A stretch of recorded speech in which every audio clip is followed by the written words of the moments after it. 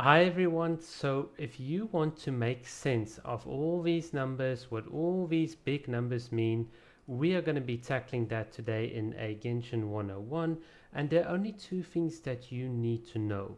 You need to know how to add two numbers and multiply two numbers. Now we're not going to do any heavy math, we are just going to take things very simply and talk about all the different aspects of the game involving the final damage that a character does. Hopefully this will be interesting. I'm actually going to use this as a base for future content, so please do keep this in mind. This is not difficult, this is not very complicated, but there will be some portions that you might need to just rewatch just to get it. Alright everyone, so let us get into it. This is the total character damage dealt. It might look intimidating, but there's no need to panic. Everything here boils down to either plus or multiply, multiply, multiply, multiply, multiply. So it's either going to be something plus something and then multiplied by something else. And that is the big takeaway. So there are lots of components, and the way in which you might read this chart is from the inside out. And it is actually pretty simple, so let me explain. Let's start off here with the character's base damage. So the damage you do is reflective of your personal damage that your character does. So this comes from your attack base and multiplied by any 1 plus attack percentages plus your flat attack that you might get. So in game, if you go and look at a character like Ayaka and you click on details, you'll typically see here this is your base attack. This comes from either your character level. As your character levels up, they get like a base attack value and your weapon, while this in green here is the sort of attack percentage and sort of added bonuses that are now added to our attack. That is more or less where these numbers come from. The total personal damage that you effectively do will be this total attack, and that will just be then multiplied by your talent percentage. So if you want to understand, you go here into talents, you'll see here there's your talent levels, and here you can see a normal hit from Ayaka does 90.4%. So basically whenever Ayaka does this first swing, that is effectively sort of taken 90.4% of that's taken and then multiplied by this combined number, or what you can see 2831, and then that is Ayaka's total personal damage. Now if you have Bennett skew, then effectively you increase your flat attack, so this is sort of then added on here, and then you get like a higher sort of total attack or total personal damage that you can do. To all of this personal damage, you can add extra damage or bonus damage as they call it. I just put the word extra in here so that you don't get confused with damage bonus. So this is just to make things easier. This is basically the sum of all the extra internal damage sources that you have. Typically a very good example is like Kokomi. So let's quickly look at Kokomi. During her Nari's ascension, you can see here she gains all her normal and charge attacks or get like an increased damage that are based off of her max HP. So we've got two things. We've got the stat in question, max HP, and then we've got some sort of modifier value. Here you can see it's 10.3%. So if we take Kokomi's max HP, 40,000 here, and we take 10%, then we get 4k, and that 4k is then effectively the flat damage bonus. You can see here, this is what I meant by you use some sort of stat and you apply some fixed percentage. You can also look at Zhongli's, I think one of his, where is Zhongli? One of his talents also has this, Dominance of Earth. Here you can see here, he also increases the damage by 1.39% of his max HP. So that works in exactly a similar way. Now added to our base damage is now going to be our damage bonuses. So typically you might think of this as your goblet. So if we now go in game, you'll see my Kokomi's got a hydro percentage goblet here. So this is what we mean when we say the damage bonus. So 1 plus the goblet damage will now be applied to this entire big base damage, and then this will increase my damage further on. So if my Kokomi at the moment, if we just look at her, she is rocking a total hydro damage bonus of 75.4%. That means the damage that I told you about earlier, this total base damage, is now going to be increased by 75%. So this is really cool.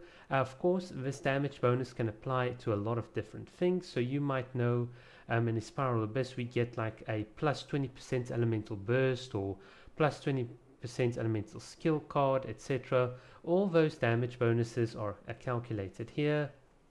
So anything like normal attacks, charge attacks, plunging attack, all these things, anytime the game talks about a damage bonus, that is where this comes in. And this also then includes additional damage sources. Let's say you've got artifacts or weapons or whatever, and you do increased damage against opponents that are afflicted by electro, pyro, etc. All these things are bundled up. It's just the sum. You just add them all together, and then you get like a damage bonus, and this damage bonus is then multiplied over your base damage. So a good example of this would be Ayaka. Ayaka's got a talent here. Whenever she uses her E, her normal and charge attacks deal 30% increased damage for 6 seconds. So effectively, whenever I press E, you can see I look like a Super Saiyan. And now if I do my charge attack, I effectively get a 30% bonus. So my total base damage of Ayaka will now be increased by 30%. So it's going to be multiplied by 1.3. So that is how this works. Now here's the one everyone loves, and that is crit rate and crit damage. So the total average crit rate and crit damage that you do is effectively 1 plus the crit rate multiplied by the crit damage. Now this can get a bit complicated, so let's just break this down. In Genshin Impact, you've got two stats, crit rate and crit damage. So if the game, so you can see I've got 66.4. So every time I hit the enemy, the game goes and it generates a random number. This number is between 0 and 1. And if this number is less than my crit rate, so in other words, let's say the game generates a value of 50% or 0.5, then it's now going to apply the crit damage onto my hits. So what this means is whenever I do score a crit, effectively all this damage, my base damage and my damage bonus, are now going to be multiplied by 1 plus my crit damage. So the value that you can see at 200% is now going to be 1 plus that. So effectively my damage is now increased by 3 times with Ayaka. That is sort of how this works. The only reason I've got crit rate percentage multiplied by crit damage here is if you want to work out the average or the expected crit rate or crit damage that you're going to do. And this is because statistically you're not always going to do crit damage. It's going to depend on whatever this rate is. So we just want to work out an average. But that is sort of how this damage works. This is effectively the total outgoing damage of your character. And this is now affected by 2 additional things or 3 additional things. So the first is the defense multiplier. Now this is a very difficult and complicated equation, so I'm not going to go into it, but effectively what it means is the defense multiplier is like a value that you multiply to your total outgoing damage.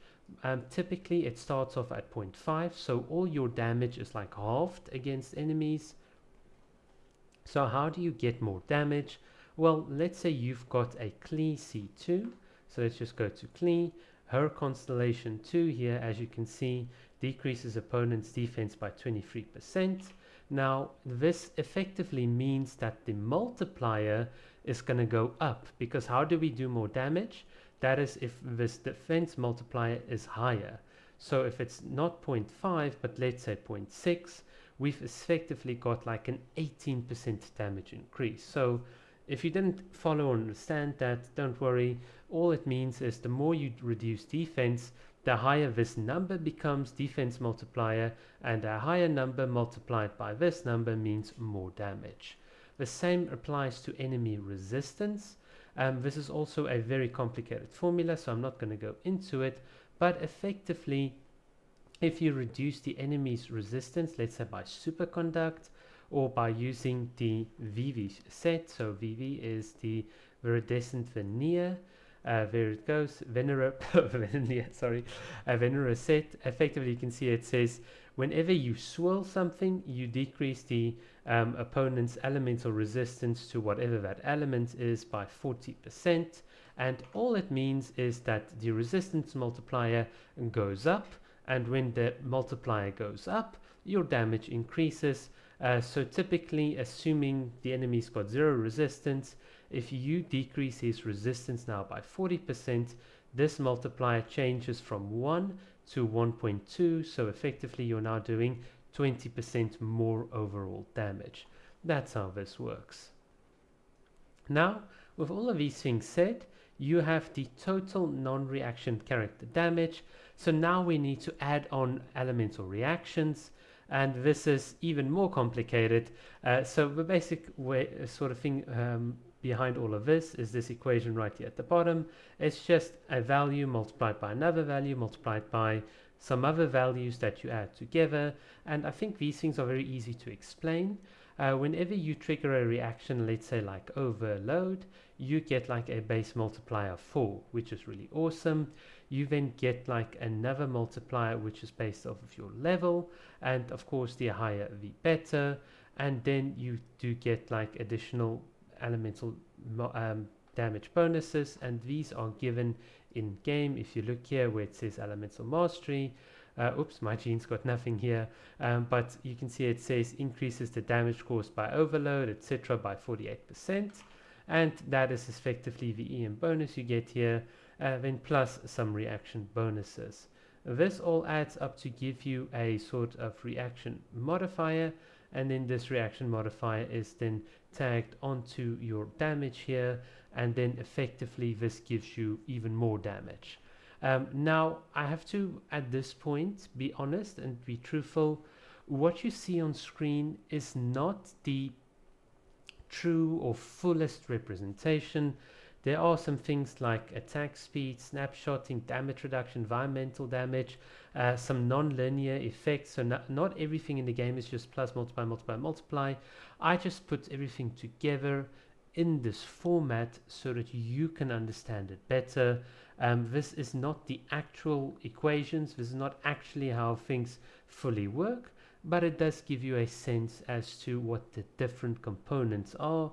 And the big takeaway is that you want to ensure that you've got a decent spread between your base damage, your damage bonus, your crit rate, crit damage, reducing the enemy's defense, reducing their resistance, and triggering reactions. If you've got a decent spread of all these things, then mathematically you will start doing a lot of damage, because too much of any sort of thing is going to give you diminishing returns.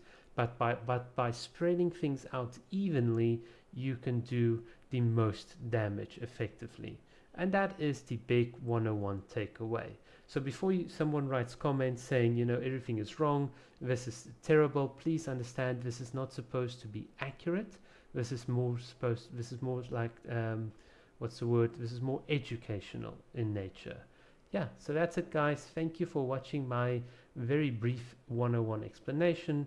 Hopefully this sort of makes sense of all the different complicated mechanics in Genshin Impact. Cheers.